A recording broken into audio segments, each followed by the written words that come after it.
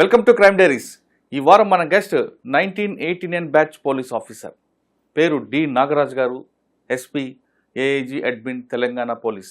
Sir, మీ టైంలో ఒక ఇటువంటి ఫన్నీ కేసులను దొరికాయి. ఎందుకంటే మీరు చేస్తున్న సాఫ్ట్వేర్ ఏరియాలో ఎక్కువ చూసేవారు. తాగినప్పుడు చాలా మంది రకరకాలుగా ఆర్గ్యూ చేస్తుంటారు. అవునండి. ఆ విధంగా మీకు ఎవరైనా? నాకు అట్లాంటిది ఏం దొరకలేదు. మా స్టాఫ్కి చాలా దొరికారు. ఈవెన్ మేమందరం ఒకటి అనుకుంటాం కూడా. అంటే జనరల్గా మాకు అందరికి చాలా మందికి పరిచయం ఉంటాం, వాళ్ళు ఉంటారు, ఫ్రెండ్స్ ఉంటారు, రిలేటివ్స్ ఉంటారు.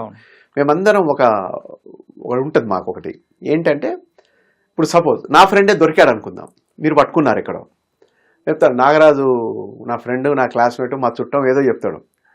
చెప్పి ఫోన్లో మాట్లాడు అంటే వాడు అస్సలు ఫోన్ చేయడు. సరే, అక్కడ బతిలాడి లాస్ట్కు నాకు ఫోన్ వస్తుంది. ఫోన్ వస్తే సరే వాళ్ళకి ఇవ్వు మాట్లాడతా అంటాం. వాళ్ళు అస్సలు ఫోన్ తీసుకోరు. నాగరాజ్ ఎస్పీ గారు సార్, ఎస్పీ అయినా ఎవరైనా నేను మాట్లాడినా అంటాడు. స్పెషల్లీ డ్రంక్ అండ్ డ్రైవర్, నేను మాట్లాడినంటాడు. అన్నా వీడు మాట్లాడట్లేదు అంటాడు. అరే మాట్లాడకపోతే నేను ఎట్లా చెప్తా అని నేనంట. నాకు వీడు బండి పట్టుకోవాలి, వీడిని పనిష్ ఇవ్వాలని ఉంటుంది, కానీ నేను చెప్పలేను డైరెక్ట్ గా. సరే ఫోన్ మాట్లాడదాం, ఆయన తీసుకోడు, నేను మాట్లాడను. ఒకవేళ బలవంతంగా ఇచ్చిన అవతలు ఉన్నవాడు అరే సార్ ఫోన్ చేసి నాగరాజు కాకపోతే సమ్మెక్స్ వేరే ఆఫీసర్ ఎవరన్నా మాట్లాడకపోతే బాగోదు మాట్లాడదాం అన్నా కూడా తీసుకొని వెంటనే అనే మాట ఏంటంటే, సార్ చలాన్ రాసేసాం సార్, అయిపోయింది, మళ్ళీ దాన్ని క్యాన్సిల్ చేయలేం. That's end the matter. అప్పుడు ఈయనంటారు అది రాసేసి ఉండదు కదా, ఇప్పుడు ఏం చెప్తా, వద్దులే కట్టేసి వెళ్ళిపోండి. అంతేనండి. డ్రంక్ అండ్ డ్రైవ్ ఎక్స్క్యూజ్ లేదండి. సరే ఏదో పార్కింగ్ ఇక్కడ అంటే ఎట్లుంటుందంటే, పార్కింగ్ కూడా మనకు sufficient parking places road side కూడా లేవు కదా. ఏదో షాపింగ్కి వెళ్ళాలి, హాస్పిటల్కి వెళ్ళాలి, హడావుడిలో ఎక్కడో బండి పెట్టేస్తారు. ఒకసారి ఆ బండి పెట్టేటప్పుడు చాలా వెహికల్స్ ఉంటాయి, ఇటు సరిగ్గానే పెట్టినట్టుంటుంది. పోలీసు వచ్చినప్పుడు, అతను వచ్చినప్పుడు అక్కడున్న బండ్లన్నీ వెళ్ళిపోయి ఈ ఒక్క బండి రోడ్డు మీద ఉన్నట్టుంటుంది. అప్పుడు పోలీసు ఏమంటాడంటే, తలకాయ తిరుగుతుందా, ఇంత నడి రోడ్డు మీద పెట్టినవాడు సార్, నేను పెట్టేటప్పుడు అన్నీ బండ్లు ఉండే సార్, నేను ఇక్కడ పెట్టాడు. కాబట్టి ఇవన్నీ కొన్ని అర్థం చేసుకొని వదిలేసే ఉంటాయి, కొన్ని ఖచ్చితంగా పనిష్మెంట్ ఇవ్వాల్సినవి ఉంటాయి. ఆ విఘ్నత ఉంటుంది, ఆ విచక్షణతోనే పనిచేస్తాం కొద్దిగా. సో ట్రాఫిక్ తర్వాత ఎక్కడికి వచ్చారండి? యా, మహబూబాబాద్. అవునండి, మహబూబాబాద్ వెళ్ళాం. అక్కడ ఒక 11 నెలలు జాబ్ చేసాము. సార్, అక్కడ మహబూబాబాద్ లో ఎక్కువగా అంటే పోలీసింగ్ తో పాటు సోషల్ యాక్టివిటీ ఎక్కువ ఫోకస్ చేస్తారు, ఎందుకు? అవునండి, అంటే నేను ఫస్ట్ టైం వెళ్ళాను మహబూబాబాద్ యాక్చువల్గా ఖమ్మానికి దగ్గర ఉంటుంది, వరంగల్కు దూరం ఉంటుంది. అది వరంగల్ జిల్లా అయినా ఇప్పుడు జిల్లా అయింది, అప్పుడు ఉమ్మడి జిల్లాలో ఉండే. ఖమ్మానికి దగ్గర ఉన్నా కూడా నేను ఎప్పుడు అటు వెళ్ళలేదు. 45 మినిట్స్ ట్రైన్ జర్నీ ఉంటుంది, రోడ్ వే కూడా ఉంది. ఫస్ట్ టైం వెళ్ళినప్పుడు ఆడ 600 పైన తండాలు ఉంటాయండి. 10 పోలీస్ స్టేషన్లు మొత్తము, సబ్ డివిజన్ అంతా కూడా 610 తండాలేమో ఉంటాయి. గుడంబ కాయటం అనేది ఆడవాళ్ళ జీవనాధారం. అది అంటే అదేదో లక్షల కోట్లు సంపాదించి బిల్డింగ్లు కట్టుకోవాలని కాదు, బతుకు తెరువు కోసం అదొక సంపాదన కింద వాళ్ళు అలవాటు చేసుకున్నారు. అక్కడ ప్రతి ఊళ్ళో ప్రతి ఇంట్లో ఆల్మోస్ట్ గుడంబ ఉంటుంది. కొంతమంది ఇళ్లలో ఉండకపోవచ్చు, కానీ ఆల్మోస్ట్ అందరి దగ్గర కూడా గుడంబ ఉంటుంది. అవన్నీ తిరిగి చూసినప్పుడు బాధ కలిగించిన విషయం ఏంటంటే, 25-30 సంవత్సరాల వయసులో ఒక ఆడపిల్ల వితంతు ఉంటుంది. వాడు గుడంబ తాగి చచ్చిపోయి ఉంటాడు. ఈ అమ్మాయి చంకలో ఒక పిల్లగాడో ఉంటాడు. ఎడ్యుకేషన్ పెద్దగా ఉండదు, వితంతువు.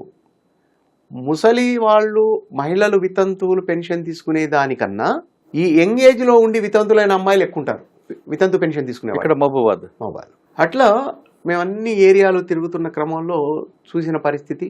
తర్వాత ఈ అమ్మాయిలు మళ్ళీ బతుకు తెరువు కోసం మళ్ళీ వీళ్ళు కూడా గుడంబ పెట్టారు.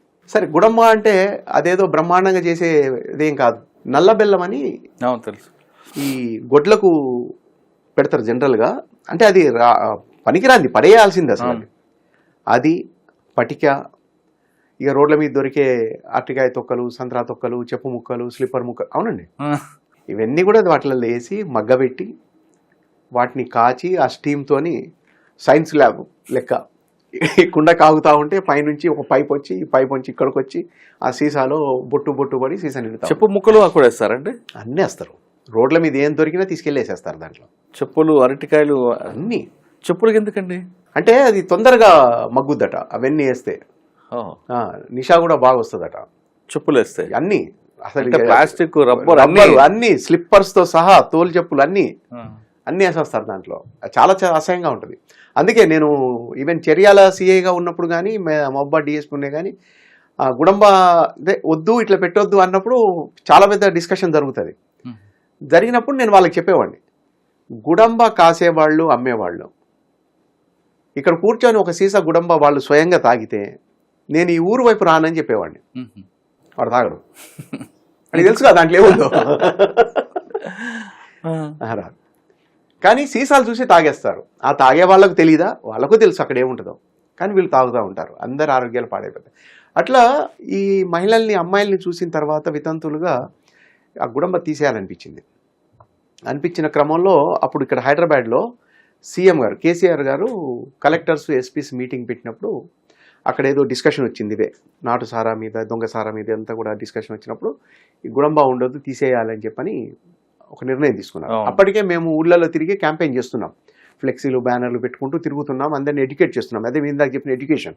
అలాని సడన్ గా పోయి ఇక నేను వచ్చినా మీరు అందరు తీసేయండి అంటే అట్లా కాదు. అది అక్కడ చాలా పెద్ద యుద్ధాలు జరుగుతాయి, అంత సునాయాసంగా కాదు.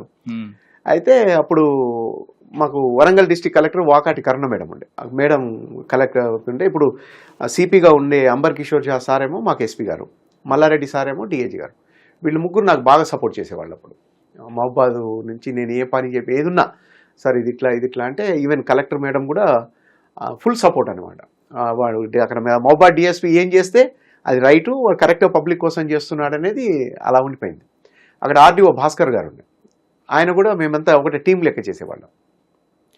అట్లా మీటింగ్ పెట్టినప్పుడు అక్కడ జరిగిన చర్చల్లో గుడంబ తీయాలి, అలా తీయాలి, అది డిస్కషన్ చేస్తుంటే చంద్రవదన్ సార్ అనుకుంటాను అప్పుడు సీనియర్ ఐఏఎస్ కమిషనర్, ఆ సార్ కూడా వచ్చినారు. అంతా డిస్కషన్ జరుగుతూ ఉంటే లేడీస్ లేచి ఐకేపీ మహిళలు ఉంటారు, వాళ్ళు లేచి ఏంటి మేడం గుడమ్మ తీసేది, అంత ఈజీ అనుకుంటున్నారు గుడమ్మ తీయటం అంటే, వీళ్ళు అసలు పోలీసు వాళ్ళు పోగలుగుతారు తండలలోకి, వాళ్ళు రోకల బండలతో కొడతారు, కారపొడి చల్లుతారు, ఉల్టా పోలీసు వాళ్ళ మీదనే కేసులు దొంగతనం కేసులు పెడతారు, అయ్యే పనులు కావు మేడం, మీరేదో చెప్తే వచ్చినాం మీటింగ్ కానీ అదంతా సాధ్యం కాదన్న అన్నప్పుడు మొత్తం మీటింగ్ అన్ని departments, police, excise, revenue, Panchayati Raj, IKP మహిళలు 5 సంబంధించిన హాల్ నిండి ఉంటే అప్పుడు వాళ్ళంతా డిస్కస్ చేసుకొని మా ఎస్పీ గారిని అడిగినారు, కలెక్టర్ మేడం ఏంటి మరి ఇలా చెప్తున్నారు అందరూ, మరి ఎక్కడ స్టార్ట్ చేద్దాం అని అంటే మా ఎస్పీ గారు అన్నారు, సార్ మహబాద్ నుంచి స్టార్ట్ చేద్దాం, నాగరాజుకు మంచి టీం ఉంది అక్కడ స్టార్ట్ చేద్దాం అన్నాడు ఆయన ఓపెన్గా మీటింగ్లో. అంటే కలెక్టర్ గారు నాగరాజు ఏం చేద్దామన్నారు, చేద్దాం మేడం ఇక తీయాలనుకున్నప్పుడు నేను ఆల్రెడీ అదే పని మీద ఉన్నా కదా తీసేద్దాం, ఎట్లా తీస్తాం నాకు ఎలా తెలుస్తుంది, ఇప్పుడు తీయాలని మొదలుపెట్టాం, ఎడ్యుకేట్ చేస్తున్నాం, తీద్దాం. ఇక అక్కడి నుంచి వెళ్ళిన తర్వాత తీసామండి 4.5 months. 4.5 months క్లీన్, నో గుడంబ. అంటే ఎడ్యుకేట్ చేశారా? ఎడ్యుకేటే, కేసులు పెట్టి బెదిరించారా? కేసులు కూడా పెట్టలేదు. మా అడిషనల్ ఎస్పీ గారు రోజు నన్ను ఫోన్లో క్లాస్ తీసుకునేవాళ్ళు, పిచ్చి పట్టింది నీకు, ఇంత గుడంబ పడుతున్నావు, ఇన్ని పటిక పడుతున్నావు, నువ్వు కేసులు పెట్టుకో, నీకు ట్రాక్ రికార్డ్ బ్రహ్మాండంగా ఉంటుంది అంటే, కేసులు పెట్టను, ఎవరిని తిట్టను, ఒరే కూడా అన్నాను, కానీ గుడంబ తీసి చూపిస్తామని చెప్పినాం. నా 5 ఇన్స్పెక్టర్లు, 10 మంది ఎస్ఐలు, కానిస్టేబుల్, హెడ్ కానిస్టేబుల్, హోంగార్డులతో సహా ఎవరు కూడా ఇది ఒక ఉద్యమం లాగా, దాని పేరే మేము ఏం పెట్టినామంటే తెలంగాణ ఉద్యమ స్ఫూర్తితో గుడంబాపై పోరాటం, మా టైటిల్ అది. మాతోనే రెవెన్యూ వచ్చింది, ఎక్సైజ్ వచ్చింది, పంచాయతీరాజ్ వచ్చినారు, ఐకేపీ మహిళలు వచ్చినారు, జాగృతి ఆర్గనైజేషన్ మాతో వచ్చింది, Lions club, rotary club, teachers, youth, students, మహిళలు అందరూ మాతోనే ఉండేవి. ఇంకెట్లా పోయింది ఎవరిని తిట్టలా, ఎవరిని కొట్టలా, ఓన్లీ ఎడ్యుకేట్ చేయటం, వాళ్ళకు దాని గురించి చెప్పటం. సార్ అంతవరకు బాగుంది, మరి వాళ్ళకు ఉపాధి కల్పించారా?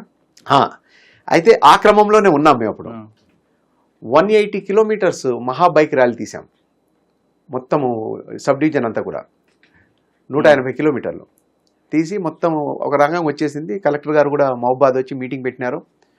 మీటింగ్ పెట్టి 90% గుడంబ వెళ్ళిపోయింది, ఇదంతా క్లీన్ అయిపోయిందని చెప్పి అనౌన్స్ చేసినాక నెక్స్ట్ స్టేజ్ ఉపాధి కోసం పోతున్నాం. వాళ్ళని గుర్తించడం, ఆ కుటుంబాలని, వాళ్ళ ఎకనామికల్ బ్యాక్గ్రౌండ్ ఇట్లాంటివన్నీ గుర్తించడం అని చేసుకుంటూ వెళ్తున్న క్రమంలో నా ట్రాన్స్ఫర్ అయిపోయింది. అయితే కలెక్టర్ గారు అష్యూరెన్స్ ఇచ్చినారు. మేడం చాలా క్లియర్గా చెప్పారు, ఎవరైతే గుడంబ మీద ఆధారపడి బతికి దాన్ని ఒక ఇండస్ట్రీ లాగా స్మాల్ స్కేల్ ఇండస్ట్రీకి నడుపుతున్నారో వాళ్ళందరూ లిస్ట్ అవుట్ చేయండి, వాళ్ళకి ఏదో ఒక రకంగా మనం ఆర్థిక సహాయం చేయటమో వాళ్ళతో వేరే ఏదైనా చిన్న చిన్న పనులు వాళ్ళకి కల్పించడం చేద్దామని చెప్పి అన్నారు. మేము ఇది కూడా ప్రచారం చేసినాం. ఈ క్రమంలో ఉన్నప్పుడు నాకు మళ్ళీ ట్రాన్స్ఫర్ అయిపోయింది. సార్ మీరు ఎడ్యుకేట్ చేశారు, బాగానే ఉంది, కానీ వాళ్ళ వైపు నుంచి ఎలాంటి రియాక్షన్ వచ్చిందండి? ఎందుకంటే తక్కువ టైంలో డబ్బులు సంపాదించడం అనేది గుడంబ దొరకదు. అవునండి. ఇప్పుడు వ్యవసాయం చేయాలి, ఇంకోటి అంటే కొంచెం కష్టపడాల్సి వస్తుంది. ఆ విధంగా వ్యతిరేకత వచ్చిన వాళ్ళతో మీరు ఎలాగ వాళ్ళు కన్విన్స్ చేసుకొచ్చారు? వాళ్ళు ఆర్గ్యూ చేసేవాళ్ళు. ఆర్గ్యూ చేసినప్పుడు మేము వాళ్ళని కన్విన్స్ చేసి మాట్లాడేది, చాలాసేపు మాట్లాడేది, గంటలు మాట్లాడేది. మా కానిస్టేబుల్ కానీ ఎస్ఐలు కానీ, అంటే అక్కడ 4-5 పాయింట్స్ స్పష్టంగా చెప్పేవాళ్ళం మేము.